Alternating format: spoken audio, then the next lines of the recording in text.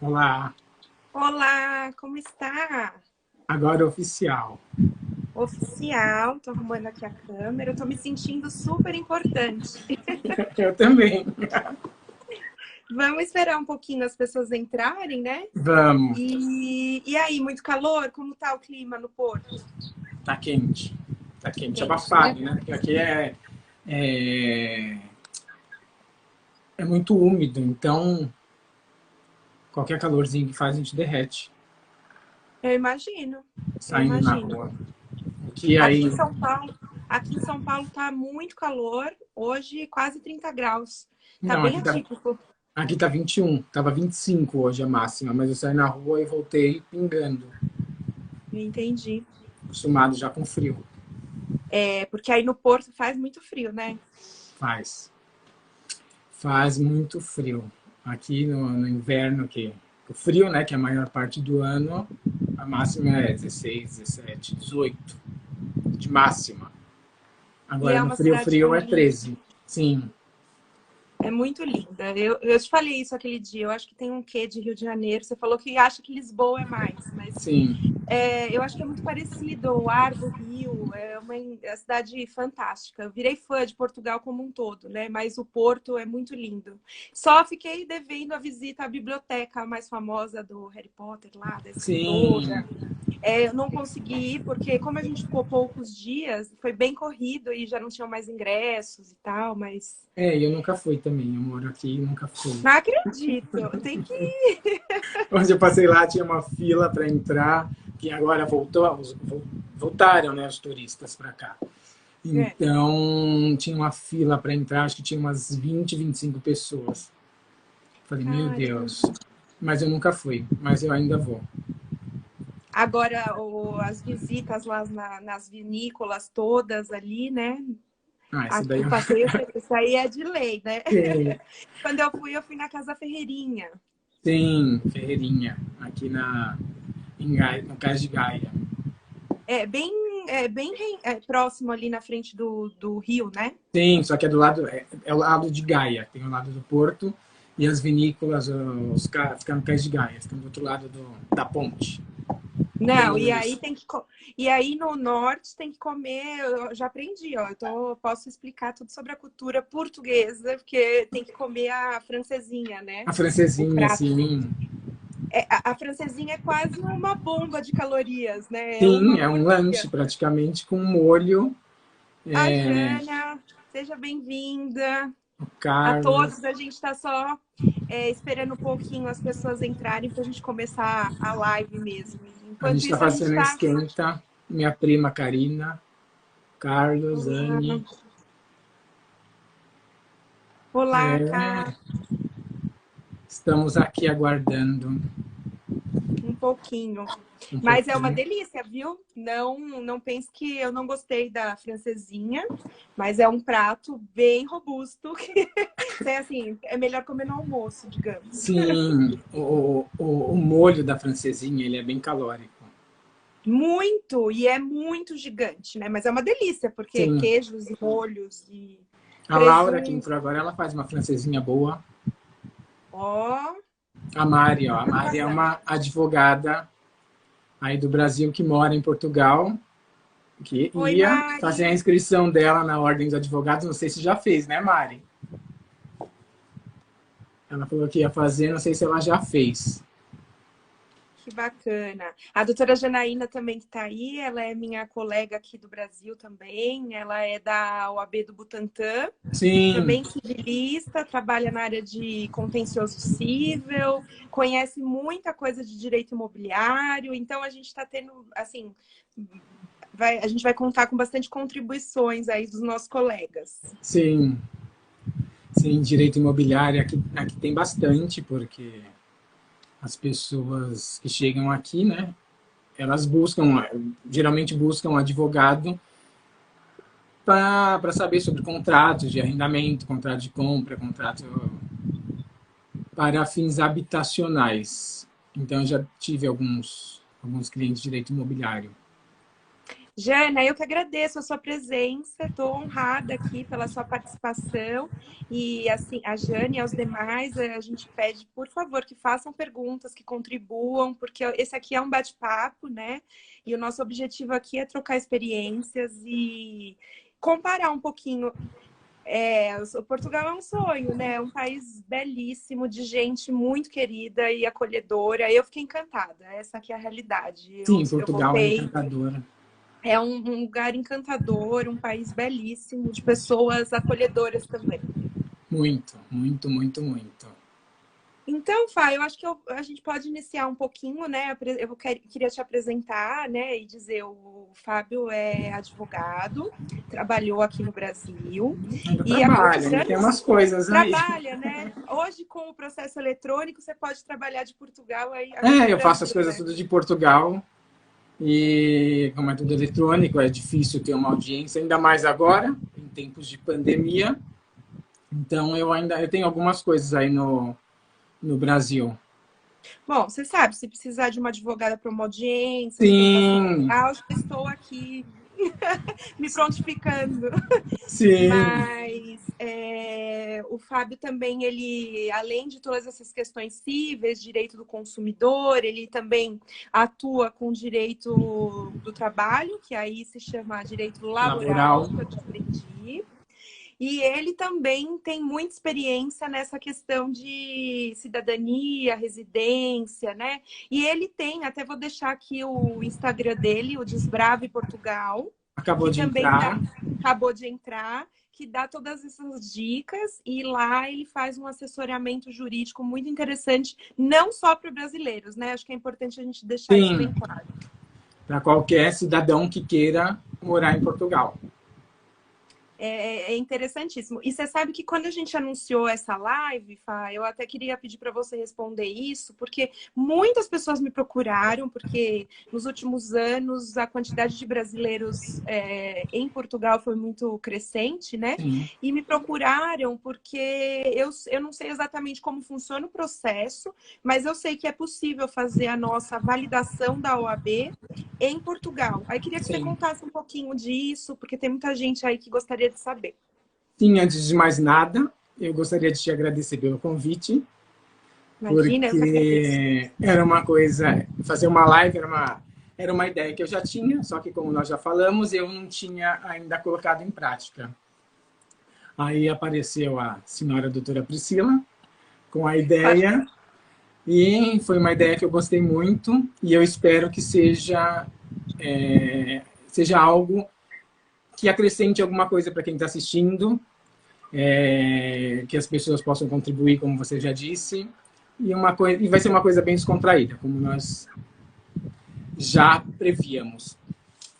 Então, Eu agradeço muito assim, você ter aceito o meu convite, porque eu acho que foi uma troca que, assim, além de ambos gostarmos muito dessa área de consumidor, eu acho que esse direito comparado entre Brasil e Portugal vai ser, de uma forma descontraída, muito proveitosa para todo mundo. sim, Queria mandar um beijo para minhas amigas que estão entrando, a Kátia, a Lu. Eu mandei todo mundo vir em peso, então tá todo mundo aí. E podem perguntar, fiquem à vontade, porque a gente está aqui para trocar ideias ideias, experiências e tudo mais. e tudo mais. Então, voltando à sua pergunta, a validação aqui em Portugal é muito fácil. A Ordem dos Advogados do Brasil e a Ordem dos Advogados Portugueses tem um protocolo, que esse protocolo ele permite advogados portugueses inscreverem-se no Brasil e advogados brasileiros se inscreverem aqui em Portugal. E não tem muita burocracia, não é necessário fazer como algumas outras profissões, fazer mestrado, fazer algum complemento. A única coisa necessária é o processo de inscrição da Ordem dos Advogados do Brasil. Trazer esse processo apostilado para cá, mais os documentos pessoais, essas coisas. E com esse processo apostilado, você dá entrada aqui em Portugal. Só que a chave para você fazer essa entrada na Ordem dos Advogados, para você dar essa entrada, é que se você não é residente em Portugal, não tem um cartão de residência, ou se você não é cidadão português. Se você está em Portugal ainda como turista, veio para cá para fixar residência, mas ainda está aqui como turista, você precisa de um advogado que vai ser o responsável por você. Esse advogado ele vai dar para a pessoa que está se inscrevendo para fazer essa migração, ele vai ceder o domicílio profissional dele, que a Ordem dos Advogados pede isso. É como se fosse uma garantia para a Ordem dos Advogados. E aí o advogado que cedeu o domicílio, ele fica responsável por todas as correspondências do advogado que está se inscrevendo. E aí, quando sai o título de residência, quando sai a cidadania, seja lá o que for, a pessoa, pela Ordem dos Advogados, por via eletrônica mesmo, solicita essa alteração e muda a morada profissional para o endereço residencial dela, ou para o endereço do escritório, e, enfim, é um processo bem simples. Isso tudo acontece mediante uma inscrição, pagamento da inscrição, que é de 300 euros, para fazer a inscrição. E só uma coisa que, assim, que é legal falar, que, por exemplo, aí no Brasil a gente paga apenas anuidade. Aqui em Portugal, a gente paga as cotas de anuidade e, além da anuidade, é obrigatório a gente ter uma caixa de previdência do advogado. Tá. E as cepas. No primeiro ano, a anuidade gira em torno de 15 euros, mais a caixa de previdência, 54 euros. Tá. Então, essa caixa de previdência, se o advogado tiver qualquer problema para advogadas, se a advogada tiver gestante, se a advogada tiver bebê, tem como se fosse um salário maternidade. Daí do Brasil, eles dão um subsídio para quem tem filhos, dão um subsídio para quem teve internamento hospitalar, em algumas situações. Eles não dão subsídio em todas. E nisso tudo, depois de 15 anos de contribuições ou 60 anos de idade, você tem direito a receber uma reforma, que é uma aposentadoria. Ah, que interessante. E assim, mas esse processo, então, ele não exige uma prova para você advogar, né? Você faz essa não exige uma prova. E aí não tem nenhuma prova para você poder advogar com a sua OAB daqui em Portugal. Não. Já existe um convênio? Desde que a OAB esteja válida, não é necessário fazer prova, não é necessário fazer nada. Que fantástico, porque o número de portugueses, de brasileiros que mudaram realmente nos últimos anos, né? Eu acredito que a demanda seja muito crescente, né, em Portugal. E com essa facilidade de validação da nossa carteira profissional, né, torna... eu acho que a única dificuldade seria conseguir o tutor realmente para se responsabilizar. Pelo que eu entendi, como se funciona mais ou menos como um processo de estágio, digamos assim. Sim, um processo de estágio. O que acontece é que você não tem a necessidade de comparecer ao escritório do advogado que cede o domicílio. Você não fica com nenhum vínculo. O único vínculo que ele tem mesmo, a única função desse advogado é receber as suas correspondências profissionais. Como a ASP, por exemplo, aqui em São Paulo. Sim. Né? Por exemplo, algum processo de inquérito. Os processos de inquéritos, eles não são por via eletrônica. Eles são físicos. Então, o tribunal, ele manda para a gente o despacho, ele manda todos os movimentos, ele manda pelo correio, via CTT. Então, o advogado, ele vai receber essas correspondências. E aí ele repassa. E hoje a justiça em Portugal, ela é toda quase eletrônica também, como aqui. Sim, mas desde 2009. Aqui começou em 2009. Foi anterior. Salvo engano, aqui foi em 2012. Me corrijam meus colegas aí se eu estiver errado, mas e o processo digital começou em 2012, salvo engano. E os mais antigos ainda eles continuam, né? Físicos. Mas os criminais, eles têm alguma razão de ser aí por causa da questão de segredo de justiça, alguma coisa do tipo ou não? Não, aqui todos os processos são em tese, segredo de justiça, não. Por conta da Lei de Proteção de Dados.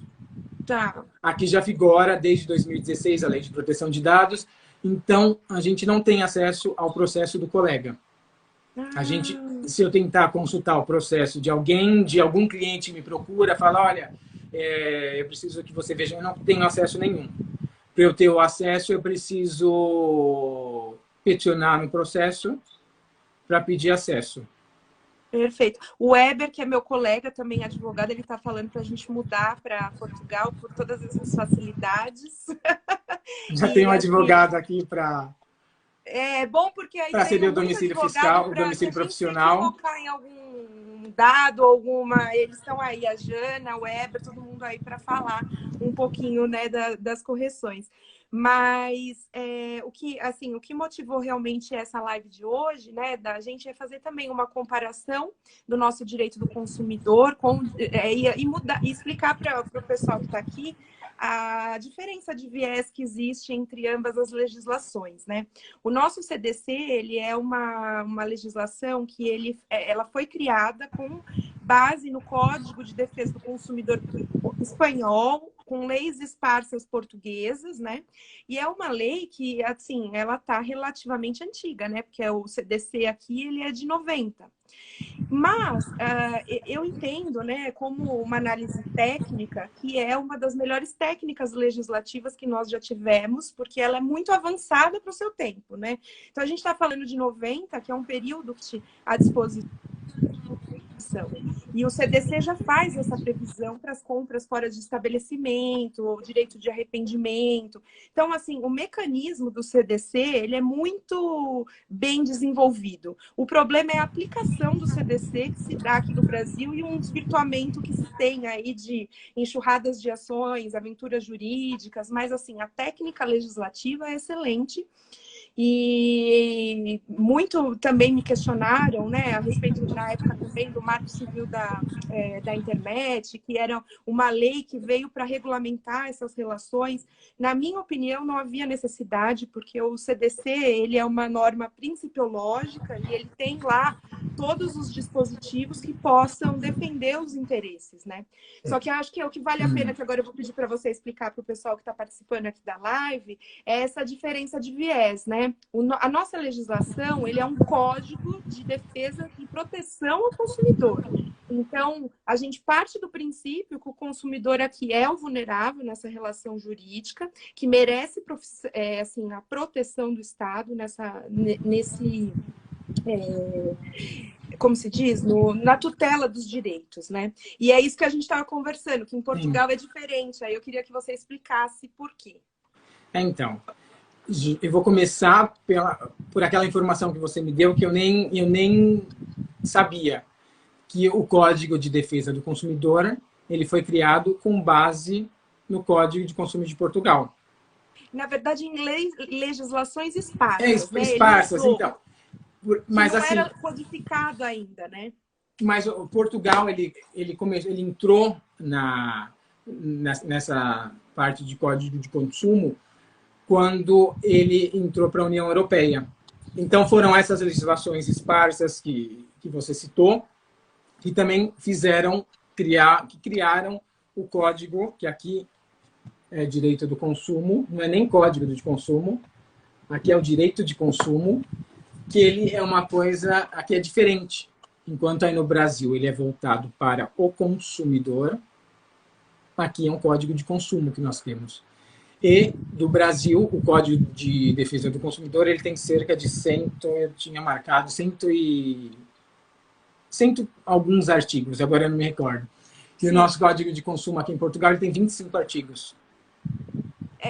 Ou seja, é a premissa geral e só. Sim, apesar dele ter essa espessura, no Código de Consumo foram criadas várias leis, como a lei de compra à distância, lei que protege o consumidor em contrato de consumo de energia, todas essas coisas. Não é igual o Código de Defesa do Consumidor, que ele engloba tudo em um código, em uma legislação com todos os artigos. Aqui não, aqui são várias legislações.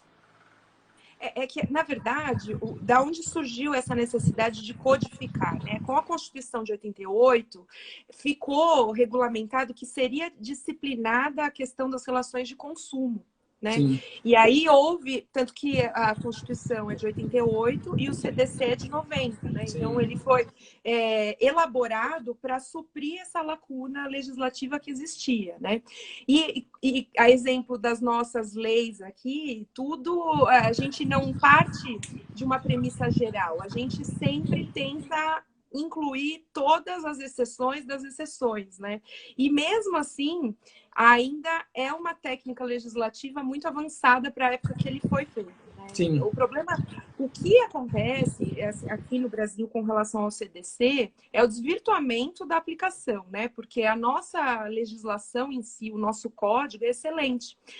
Primeiro ele parte das disposições gerais, aí depois ele institui a política nacional de consumo, como isso deve ser aplicado, os direitos básicos do consumidor, trata um pouco de qualidade e reparação de problemas. Então, o nosso CDC aqui, eu não sei se é uma curiosidade, eu não sei se você sabe, existe uma diferença juridicamente do defeito para o vício.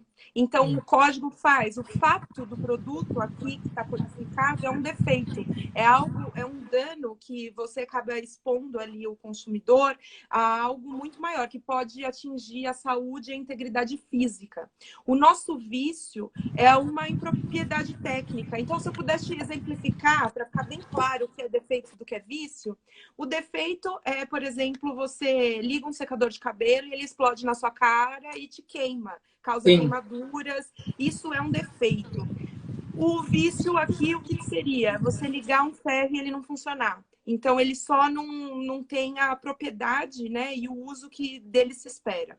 Então, aí partindo disso, só para continuar, né, aí ele vai para as questões de prescrição e decadência, desconsideração de personalidade jurídica, e vai também para as ações coletivas, porque aqui ele disciplina quem são os legitimados, né, para as ações coletivas, e para a interposição de ação civil pública em defesa do consumidor e como isso deve ser aplicado. Então, mais ou menos assim que funciona o nosso ordenamento. O grande, né, assim, uma questão que a gente coloca e tal, é que, assim, há uns 10 anos atrás, a questão do direito do consumidor, ela fez toda a diferença no nosso mundo do direito. Por quê? Porque facilitou o acesso à justiça, né? Então, a existência dos juizados especiais cíveis. Se você me perguntar se é contra, não sou contra. Isso é fantástico. É facilitação do direito, né? De você exercitar isso em juízo e tudo mais. Eu sumi, eu acho. Você sumiu, você ficou com várias listras. E agora? Você está me ouvindo ainda? Estou te ouvindo, só que eu não te enxergo. Eu vejo várias listras. Será que é melhor eu entrar de novo? Eu não sei como agir. Eu também não. Eu acho que é melhor entrar de novo. Então eu vou sair e aí eu já... Aí você manda... Acho que você me manda. Espera aí. Cadê agora para Pri entrar? Aí, ela vai entrar.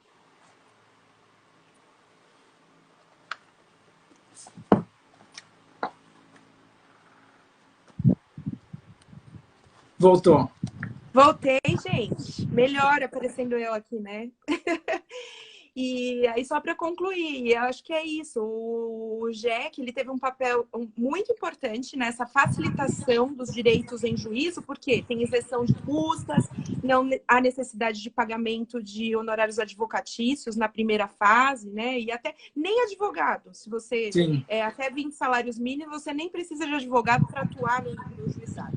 O que acontece é que, a partir disso, com uma grande facilitação que teve nesse meio, é que as pessoas começaram a usar disso de uma forma que fosse uma aventura jurídica, né? Então, eu, como trabalhei para grandes multinacionais, empresas de bens de consumo, farmacêuticas, era uma enxurrada de ações buscando dano moral a qualquer custo, e a gente sabe que o Instituto visa defender um abalo muito maior, a honra subjetiva, não é qualquer dano que é capaz de gerar uma indenização, né? Sim. Então, eu acho assim, aí todo mundo fala, vamos acabar com o juizado especial civil. Eu sou contra. Eu sou a favor de uma aplicação sensata, né, e correta dessa legislação. Aí você estava explicando que não tem o JEC da vida. Não tem o JEC. Mas, por exemplo, eu vou só responder uma pergunta do Carlos, que ele perguntou Tá. sobre o Código de Consumo. O Código de Consumo ele começou em Portugal nos anos 80. Essa relação de consumo quando Portugal entrou para a União Europeia. E ele também perguntou se o Código de Consumo ele é aplicado no dia a dia. Aqui em Portugal, não é aplicado, mas algumas empresas, algumas grandes empresas, elas se beneficiam do cliente não ter informações suficientes sobre o código, sobre a relação de consumo. Então, elas acabam tendo algumas cláusulas, algumas atitudes abusivas. Eu tenho uma colega que trabalha aqui numa empresa de telecomunicações. Quando ela viu o assunto da live, ela falou, é tudo que precisa em Portugal, porque Portugal não tem relação de consumo. O Código de Consumo de Portugal é uma coisa que não funciona. Ela vê pelos clientes que ela atende. Eu acho, Fábio, que essa é a diferença do viés, né? Aqui é um código preparado para proteger o consumidor. Aí ele protege a relação de consumo, não necessariamente uma das partes, né? Sim. Como aqui. Então, acho que isso que muda. Até porque aqui, por exemplo, uma coisa que eu não falei, existe até a inversão do ônus da prova na área de direito do consumidor, né? O que é isso? Regra geral do direito é que aquele que alega, ele deve fazer prova de suas alegações. E na área do consumidor, pelo fato do consumidor ser o hipossuficiente dessa relação, quem tem que buscar a prova é o fornecedor de serviços, porque ele tem melhor preparação técnica, econômica e tem toda essa, o que é disciplinado aí no nosso CDC. Mas, por favor, continue. Aqui, para iniciar, a gente já parte do princípio, como não existe um CDC, existe um Código de Consumo com 25 artigos e várias legislações. No Brasil, ele é obrigatório, tem em todos os estabelecimentos comerciais, um CDC, o Código de Defesa do Consumidor, para o cliente folhear, se precisar, né? Coisa que não acontece. Não, assim, é ilógico, né? Num país de letrados, que assim, né? Desculpa, mas assim, a técnica legislativa para ler um Código de Defesa do Consumidor, às vezes ela não é simples para nós, advogados. Aí você obrigar o comerciante, o fornecedor, ter ali, ótimo, tá ali. A internet também te dá o CDC. Então, é tipo da aplicação que você quer ampliar, e aí multa, né, o comerciante que não tem tal CDC. Mas, assim, na prática, na minha visão, não muda nada, porque você nem consegue dar para um leigo o CDC com 100 e tantos artigos e falar, acha aí qual é o seu direito. A pessoa não sabe nem manusear. A pessoa vai se perder. Né? Então tem essas coisas aqui no Brasil que a gente fica assim, você fala, ah, tá, legal, visa a ideia que a pessoa teve, eu acho que foi até interessante, mas não cumpre a missão, né? O objetivo final, que é de proteger e te dar essa amplitude. Então, aqui já é diferente. Aqui o obrigatório é ter um livro de reclamações. A empresa, o órgão que não tiver, ele recebe uma coima, que uma coima é uma contraordenação administrativa que o Estado impõe, e se a pessoa não tiver isso lá, ela recebe essa coima. Além de ter o código físico, o livro de reclamações físico, existe o livro de reclamações eletrônico, que você entra no portal aqui e você faz a queixa. E quando está no livro a queixa é feita no livro físico, o consumidor não, a empresa, o estabelecimento, seja lá o que for, ele é obrigado a remeter a via original para a entidade reguladora do estabelecimento. Por exemplo, se for uma academia, então tem a entidade reguladora dos ginásios. Então, ela que é a responsável por analisar essa reclamação. Perfeito. E depois tem que passar uma posição para o cliente. Com parte desse princípio. Então, aqui, se você quer reclamar o seu direito, primeiro, você tem que fazer uma reclamação no livro de reclamações. E aí, a condição, inclusive, de uma ação? Você tem que pôr lá, a reclamação no livro. É a condição de uma ação. Porque você recebe uma via também que o consumidor pode também enviar para a entidade reguladora ou o consumidor guarda a via para ele, já que a original é enviada. E aí, o que acontece? aqui não existe o juizado especial. Aqui existem os juizados locais, que é como se fosse as varas comuns.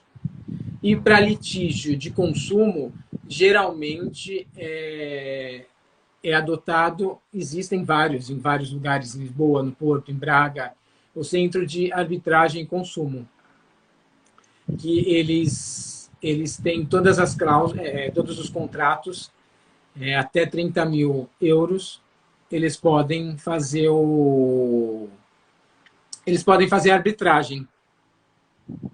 Olá, Fá, tem algumas perguntas. Eu tô vendo. Esse livro de reclamações, ele fica no estabelecimento comercial? No estabelecimento comercial. Você pede, você chega lá, quer fazer uma reclamação e fala, eu quero o livro de reclamações. E ele tem que te dar o livro, eles vão chorar, eles vão dar N motivos. A gente já aconteceu isso com a gente, quer fazer uma reclamação. Ah, mas por quê? Ah, vamos esperar isso, espera aquilo. Não, você tem que ser firme e forte, eu quero fazer a reclamação. Porque senão as coisas aqui não andam. Entendi. E aí isso é vinculado a essa entidade que faz a fiscalização e poderia, por exemplo, aplicar multa, como aqui no Brasil, que a gente tem as entidades, os PROCONs, todos esses órgãos de defesa do consumidor, que são responsáveis, né, por essa política nacional de consumo e, inclusive, fazem algumas vezes autuações milionárias aqui, né? Então aqui a gente também tem o outro lado da moeda, né? E assim, até que ponto aí também funciona dessa forma? Você sabe me dizer se pode aplicar multa, se a empresa não cumprir? Porque hoje essas entidades de defesa do consumidor, elas têm até um ranking, né, das empresas mais reclamadas. E assim, hoje, obviamente, não é nada interessante você associar a sua marca a uma das empresas que tem maior reclamação de consumidores, né? E assim, as campeãs aqui, é só por curiosidade, até aproveitando a oportunidade, quais são as maiores reclamações que existem aqui? Telefonia, companhia aérea, plano de saúde, são as recordistas todos os anos nesse ranking aí, contratos bancários, enfim, são onde tem os maiores problemas. Sim, aqui também existe sim essa multa, a entidade fiscaliza e se não estiver, se as normas do estabelecimento, se o estabelecimento não estiver de acordo, eles recebem sim uma multa, eles recebem uma coima. Se não tiver o livro de reclamações também, como eu disse, eles recebem uma multa. Então isso tudo é fiscalizado. Só que tem muita gente que abusa pelo fato de não é todo mundo que quer procurar justiça. Por exemplo, para você procurar a justiça aqui, você tem que provar o ônus da prova, que é do consumidor. Uhum. Você tem que provar que você tentou por todos os meios resolver o litígio de uma forma amigável. Tá. Existem algumas, assim, um entendimento mais moderno, mas assim, na prática é minoritário, mas assim, existem alguns julgados aqui nesse sentido que uma das condições da ação seria você esgotar todas as formas administrativas antes de buscar o judiciário, né? Sim. Porque assim, o Brasil é o país da judicialização dos assuntos, né? Então, eu imagino que aí a quantidade também seja menor, porque seja possível fazer um acordo extrajudicial de uma forma muito mais fácil. Eu acho que essa disponibilidade... E essas câmaras de mediação, de arbitragem, eu acho que elas propiciam esse acordo antes de levar o assunto para discutir em juízo, né? Sim, ele já tem esse centro de arbitragem, por quê? Porque todo o processo aqui, o processo judicial, todo mundo que quer entrar com o processo judicial é diferente do Brasil, que a gente pede uma declaração de hipossuficiência, pede no processo, o cliente assina e o juiz autoriza. Aqui é diferente. Aqui, se o cliente ele não quer pagar custas, não quer pagar advogado, não quer pagar qualquer coisa, o cliente precisa apresentar um modelo, preencher um modelo que é da Segurança Social, que é como se fosse o INSS daí, que ele que dá essa isenção para o cliente não paga a taxa. Para começar, qualquer processo aqui, o mínimo que você entrar com o processo, a taxa jurídica aqui é 51 euros. Então, eles já evitam entrar com o processo judicial, por isso já existe esse centro de arbitragem. Porque o consumidor ele é lesado, e alguns centros de arbitragens, eles têm protocolos com com cidades, por exemplo, Porto, Braga. Quem é residente nesses locais e for no centro de arbitragem aqui do Porto não paga nada. Agora, se buscar um outro centro, paga as custas, paga, só que é coisa de 10, 20, 30 euros. É uma coisa mais viável. E aqui em Portugal... Desculpa. Não, pode continuar. Pode continuar. Não, eu só ia falar que aqui em Portugal não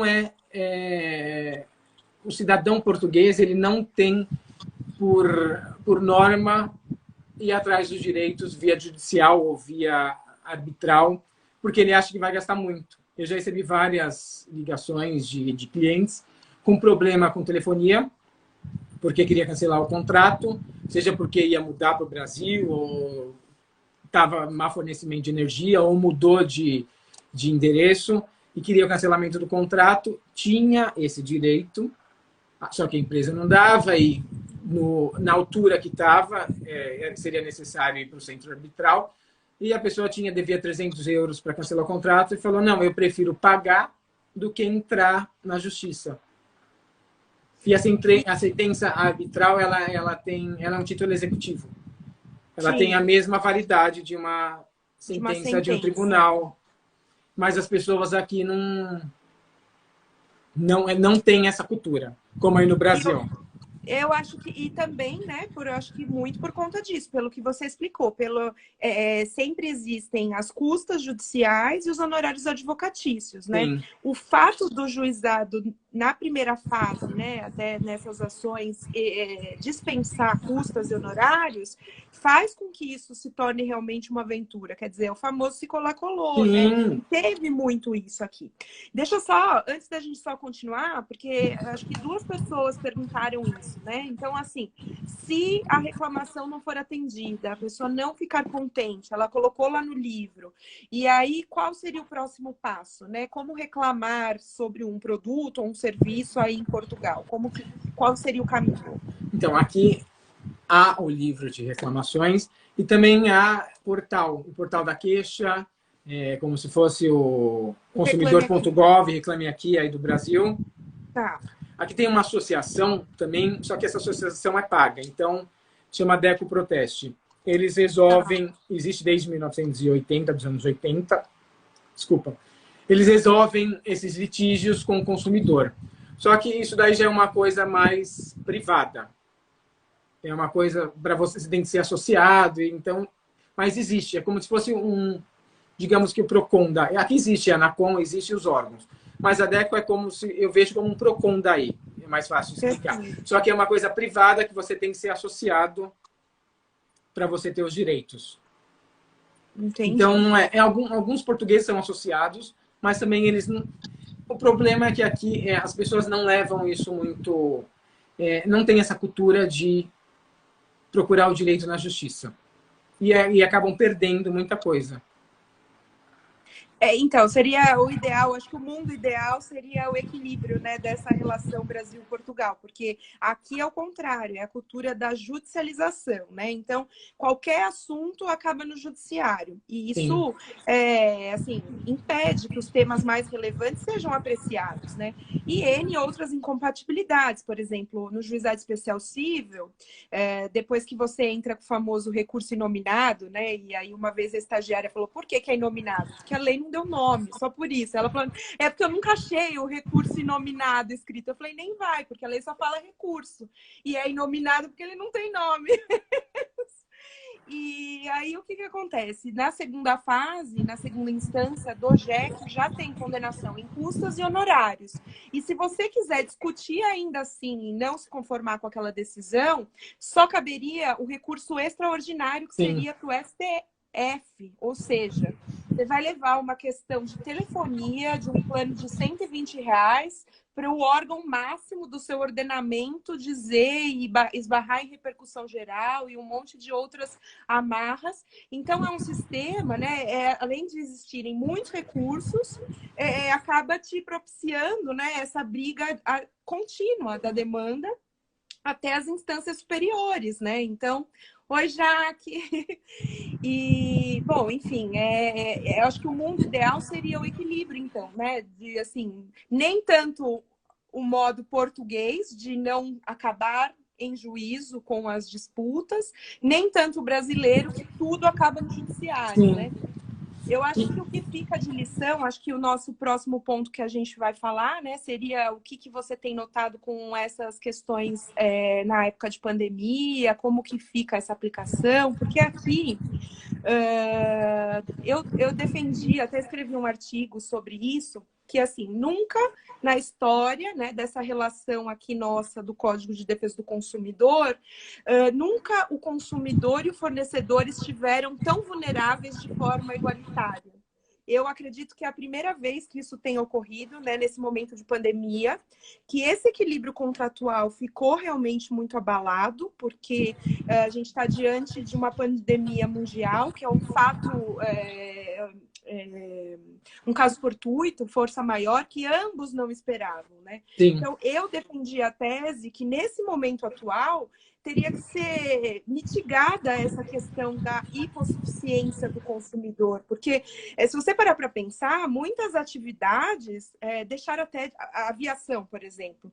As companhias aéreas estão sem voar há quantos meses? Hotéis. Né? E, assim, imagina, se todo mundo judicializar a questão, acabar em juízo e falar quero o bilhete de volta, você vai eu já não está operando. Você vai inviabilizar a atividade econômica, né? Então, eu escrevi um artigo baseado nisso, que nesse momento a gente tem que ter muita cautela na aplicação dessa relação, que, assim, por essência, sempre foi privilegiada essa hipossuficiência técnica do consumidor, mas que hoje a gente tem que observar de uma forma mais macro, porque a atividade econômica é fundamental para o país, e essas empresas estão aqui, geram emprego, fomentam a economia, então é muito delicado, né? Você defender indistintamente essa questão do consumidor e acabou.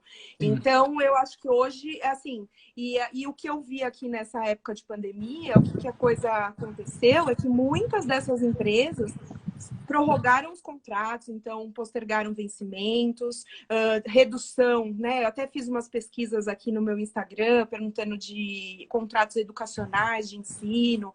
Então, assim, muitos dos meus colegas, amigos que têm filhos, falaram que realmente tiveram um desconto de mensalidades das escolas e tal. Então, nunca, eu acho que o que fica aqui de lição é que nunca foi tão possível resolver de uma forma mais acordada entre consumidor e fornecedor sem a necessidade do judiciário. Sim. Então, o meu medo era enxurradas de ações que poderiam inviabilizar N negócios, né?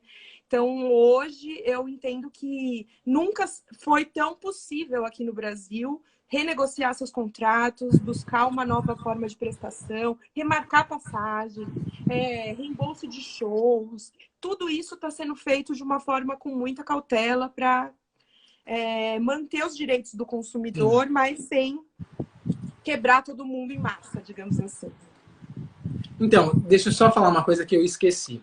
Aqui em Portugal, a justiça, além de ter que pagar taxa, tudo, nenhum advogado, há exceções, não vou falar nenhum, mas assim, são raros os advogados que atendem sem cobrar consulta. Aqui é diferente do Brasil. No Brasil, nós atendemos sem pagar, sem cobrar consulta e o cliente paga ao final da ação. Aqui não. Aqui existe o pagamento da consulta e o cliente tem que iniciar o pagamento a partir do momento que o advogado protocola a ação. Tá. Então é diferente, já começa daí essa diferença do motivo que eles não buscam muito a justiça, porque é cara a justiça aqui. E sobre a pandemia, aqui aconteceram também essas coisas. A gente entrou em estado de emergência no dia 18 de março. E desde lá foram criados alguns decretos e foram renovados os decretos com essas informações, com essas legislações sobre o que fazer, porque é uma coisa nova, como aí no Brasil, e ninguém sabia o que fazer. Mas aqui ainda tem gente que bate na tecla de fazer as coisas como querem. Como eu já te falei, a gente tinha comprado uma viagem para a Bélgica que a gente ia para Tomorrowland. Em março, a Tomorrowland foi cancelada. Em abril, desculpa, foi cancelada. Em maio, o voo foi cancelado. E desde abril, nós estamos em contato com a agência de viagem de Portugal, pedindo informação, nada. Nosso voo era para ser no dia 16 de julho e era para a gente, o regresso seria hoje. Eles foram dar uma resposta, foram responder aos e-mails no dia 15 de julho, dizendo que eles aceitariam que a gente usasse isso como um voucher. E aconteceu isso também porque nós procuramos o hotel, mandamos mensagem para o hotel na Bélgica, e o hotel que interviu nisso, porque a empresa é como se fosse o Booking. A empresa, ela retém o dinheiro da compra e ela repassa ao hotel depois na época da hospedagem. Então, a empresa estava segurando isso. E o cara da empresa ainda teve a cara de pau de mandar um e-mail para mim, dizendo para qualquer assunto eu tratar direto com eles. Eu estava tratando com eles desde abril. E aí eu respondi para ele, eu falei para ele, olha, você está tratando com um advogado, eu sou um consumidor, acima de tudo, e escrevi, descasquei como ele merecia ouvir. Ele não respondeu mais. Mas é uma coisa assim, é muito abusivo isso com o consumidor, entendeu? Desde o início ele sabia que eu era advogado, ele sabia que eu conhecia, que eu sabia que eu tinha propriedade no que ele estava falando. Mas não, ele foi até o final. E a gente já ia entrar com uma ação. Eu ia entrar no tribunal com uma ação contra eles, porque ele já não estava, já estava num ponto que... Mas eles deram essa opção. E para não quebrar as empresas, não só em Portugal, mas no mundo, no Brasil, aqui na Europa, a gente aceitou o voucher para poder quebrar esse período de 12 dias e usar o ano que vem. Sim, porque... Isso foi uma coisa que aconteceu comigo. Imagine, e eu que conheço, imagine o que acontece com as pessoas que são leigas e não acompanham esses decretos, essas legislações que saem, sabe, saíram desde o dia 18 de março. Tá no custo da atividade, né, Fá? Eu falo muito isso, porque para eles compensa muitas vezes você tentar procrastinar aqui a solução, porque o consumidor acaba desistindo e deixa de buscar, sabe? Eu acho que muitas empresas sérias, né? Eu acho que hoje, e isso também é algo que eu percebi muito na pandemia, que eu fico muito orgulhosa, assim, da posição, né? Porque eu acho que pouco a pouco o consumidor brasileiro ele está ganhando um engajamento, uma maturidade muito maior, né? Então, assim, coisa que as pessoas antigamente deixavam de lado, hoje elas buscam sim o direito. E eu acho que não é o fato de você deixar de buscar. Eu acho que não pode ser uma aventura jurídica, né? Então é muito diferente, né? Uma coisa que você realmente tem o direito a ser tutelado do que aquele cara que, eu quero indenização porque meu ferro não está funcionando, eu estou com um abalo. Era um disparate, né? E eu vejo, por exemplo, até acho interessante, até estava pensando antes da live aqui, como que eu verifico esse engajamento do consumidor hoje, né? Por exemplo, você vê a história da Pugliese aí, né? Que ela perdeu contratos em massa, né? De marcas famosérrimas. E muito desses contratos que foram rompidos foi em função dos consumidores da marca exigir uma posição da empresa, né? No sentido, olha, a gente não compactua com esse tipo de fomento e que estímulo, né? No momento que as pessoas estão morrendo. Então, você vê uma atuação muito maior do consumidor em si para buscar. E isso é algo que é fantástico aqui no Brasil, que nunca se viu, né? Então, você vê um consumidor... Aí na Europa, eu sei que o consumidor é muito mais atuante em alguns aspectos, né? Então, eu acho fantástico o boicote que vocês fazem, né? De elevação de preços. Aí as pessoas deixam de comprar a marca porque falam, não... reajuste Sim, abusivo. Então, vocês estão num nível de atuação, de engajamento muito mais elevado que nós brasileiros. A gente está engatinhando. Mas, querendo ou não, a própria forma de se relacionar, né? A necessidade, por exemplo, da tecnologia aplicada, né? A evolução dos e-commerces. Então, você vê que cada vez mais a gente tem que se engajar. E sim, você que falou da lei de proteção de dados aí, a nossa lei aqui, ela é confusa, ninguém sabe exato ao certo quando ela vai ou não, né? As empresas já estão se preparando sim, para a lei de proteção geral de dados aqui, mas ainda é tudo muito nebuloso e você vê que assim poucas são as empresas que se prepararam de uma forma robusta para essa mudança, né, do viés, como tratar esses dados, o que fazer. E ó, não é por eu sou uma apaixonada pelo direito do consumidor, você sabe. E essa questão de banco de dados lá em 1990 já está no CDC. sim. Então, eu sempre me questiono se seria necessário. Claro que hoje, sim, pela complexidade, né, do nível de informação e você vê constantemente dados que são vazados aí por grandes empresas. Então, a gente está partindo para um outro nível, né, muito mais complexo. Mas, ainda assim, a gente não tem a mesma atuação que o consumidor português, por exemplo, né? Esse engajamento, essa tentativa de um acordo extrajudicial. Sim, Eu vejo assim, aqui ainda a gente é o país do litígio, sim, a gente acaba tudo no judiciário. sim. E aqui em Portugal, essa pandemia, ela meio que deu voz ao consumidor. Porque eu vou dar um exemplo de contratos de ginásio, de academia, aí no Brasil. Os ginásios eles estavam procurando os consumidores para fazer um acordo. Ou você quer, ou você me dá, deixa eu fazer o débito direto da sua mensalidade esse mês e eu te dou um desconto esse mês ou nos próximos meses eu te dou um desconto até o final do ano de uma porcentagem na sua E são mensalidade. contratos aí também de adesão que tem previsão de multa pela quebra do contrato Sim, também, sempre né? tem previsão Que de é a multa. fidelização do cliente. Isso é E a aqui praxe, acho que é e essas mundial. coisas aqui são muito abusivas.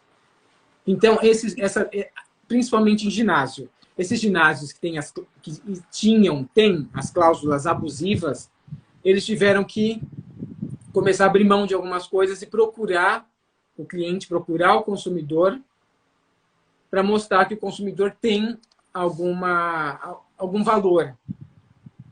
Porque são coisas que eles não mostram. Se você vai lá, eu quero cancelar, tá bom. Faz a carta para cancelar, 30 dias de aviso prévio e cancela. Você vai ter que pagar a última mensalidade. E aqui é assim. E se você não pagar, você aí tem todo o litígio de arbitragem. Mas é mais ou menos nesse sentido, os contratos aqui de academia também. Sempre Sim, normalmente prevê essa fidelização, porque eles te vendem, né, um preço menor por um plano maior de tempo, de período de meses, né?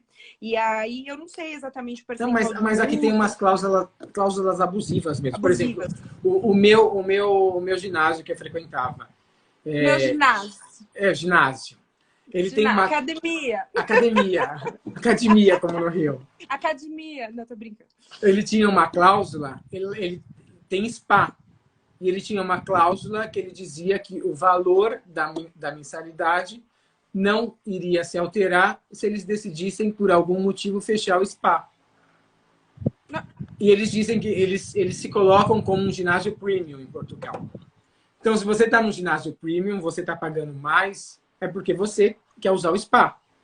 Então, agora, se eles se achassem no direito de fechar o spa, isso daí a diretora falou para mim. Se eles se achassem no direito de fechar o spa, eles iriam fechar o spa e a mensalidade não iria alterar. Ah, que ótimo. Então, quer dizer, ele reduz o serviço e mantém o preço. Então, abusivo isso. Não, Agora não, totalmente. agora com a pandemia eles tiveram que flexibilizar o Sim, jeito que eles tratavam o cliente. sim. Eles ligaram para mim se eu queria cobrar. Eu falei, não, agora é minha vez de dar carta, porque eu já fui várias vezes pedir pedir coisas e não era nada demais. O spa estava com problema, eu rasguei várias sungas no spa, porque eu sentava lá e o negócio, o azulejo estava rasgando. E eu tinha uns furinhos na sunga, eu não sabia o que era. Quando eu descobri, eu fui lá reclamar. Eram os gravetos. Então, e a diretora meio que, ó, eu falei, vou cancelar, e eu tive que fazer um inferno, que eu costumo falar que a gente resolve as coisas aqui no grito. Eu tive que resolver as coisas no grito para ela poder entrar num acordo comigo. Entendeu? Eu levei isso daí para um superior dela, eu levei para o livro de reclamações, eu levei para o portal da queixa, eu tive que fazer um monte de coisa para ela entrar num acordo comigo e me beneficiar em alguma coisa para poder pagar o prejuízo que eu tive. Imagino. Eu acho que o que fica de lição para a gente nesse momento é que, assim, nunca estivemos nessa pandemia tão disponíveis para repactuação de contratos, Sim. Né? Então, eu acho que o que a gente não pode é se aproveitar do momento e ser indistinto para qualquer um, porque aí vira aquela coisa, eu preciso de reajuste porque eu estou na pandemia. Mas, espera, você fez prova que você foi afetado, você teve uma renda diminuída, então não pode ser uma coisa em larga escala, né? Fá, eu acho que daqui a pouco vai cair nossa live. Vai. E deixa eu só finalizar uma coisa. Os direitos da pandemia, eles são praticamente iguais aqui em Portugal e aí no Brasil. Porque tem o crédito habitação, que eles deram a prorrogação. Eles deram aqui na moratória aqui em créditos de empresas. Então, só para deixar isso claro, que o acontecimento foi o mesmo, aí e aqui. Mas com algumas palavras, algumas coisas distintas. Mas, em tese, foi a mesma coisa que aconteceu. E eu acho que Portugal e Brasil eles usam isso mesmo. Por ser um país de língua portuguesa, eles têm mais ou menos essa liberdade, essa parceria de fazer as coisas de uma forma idêntica. O que acontece aí, mais ou menos, acontece aqui. Lógico que não é tudo, mas tem bastante coisa que acontece. E como você estava dizendo, acho que nossa live daqui a pouco cai, porque são 60 minutos. Assim, para mim, eu queria agradecer, eu queria deixar registrado para todo mundo que acompanhou, agradecer vocês que estiveram aqui com a gente. Se tiver alguma dúvida, se quiserem alguma outra orientação, por favor, pode mandar direct para a gente, que será um prazer responder. Eu acho que foi uma oportunidade única, primeiro da gente matar a saudade, porque o Fábio é meu amigo pessoal, né? Assim, eu não vou falar os anos, porque eu sou super jovem, me formei há pouco tempo. Mas, assim, eu acho que foi uma oportunidade única da gente discutir esse assunto, que é a menina dos meus olhos. Eu amo direito de consumidor. E não me chame de Celso Russomano, porque eu tenho aversão a ele. Celso Russomano da Moca. O sotaque moquense, né? Ambos da Moca para o mundo, da Moca para o Porto. E eu estou muito feliz por essa parceria e te agradecer enormemente pela generosidade, disponibilidade e, assim, tô morrendo de saudades. Eu vou te visitar no Porto. Sim, venha. Eu também gostaria de agradecer. A gente tem 1 minuto e 33. Eu gostaria de agradecer você pelo convite. Eu gostaria de agradecer a todos que estiveram presentes, amigos, família, colegas, colegas de profissão, colegas da vida, colegas de escola. Enfim, gostaria de agradecer imensamente todo mundo pelo tempo. Eu espero que a gente tenha acrescentado alguma coisa a vocês. E como a Pri disse, se vocês tiverem alguma dúvida, alguma coisa, vocês podem mandar para a gente, que a gente responde. Colega de profissão, Marcos, ele trabalhou comigo em outra área. E a gente responde. E essa foi a nossa primeira live. A gente ainda tem ideia de fazer outras. Então, a gente aguarda vocês aí. Não, eu acho que eu estou pensando em fazer uma filial, né? Eu acho que, assim, depois... o que eu não falei, agora é o momento de descontração da live, se cair também é relevante. Ele é o nosso headhunter no Porto, em Portugal. Então, não fica... Porque aí a gente faz todo o agenciamento, né? E todo mundo liga para ele e fala, Fábio, quero advogar no Porto, como que eu faço? Manda o currículo. Manda o currículo. Bom, eu acho que eu já passei para o próximo level, né? Aí, se você precisar de alguma coisa aqui, você, por favor, fico à disposição para audiências e Sim. sustentações orais. Mas se precisar de uma advogada... 3 segundos, vai cair. Beijos.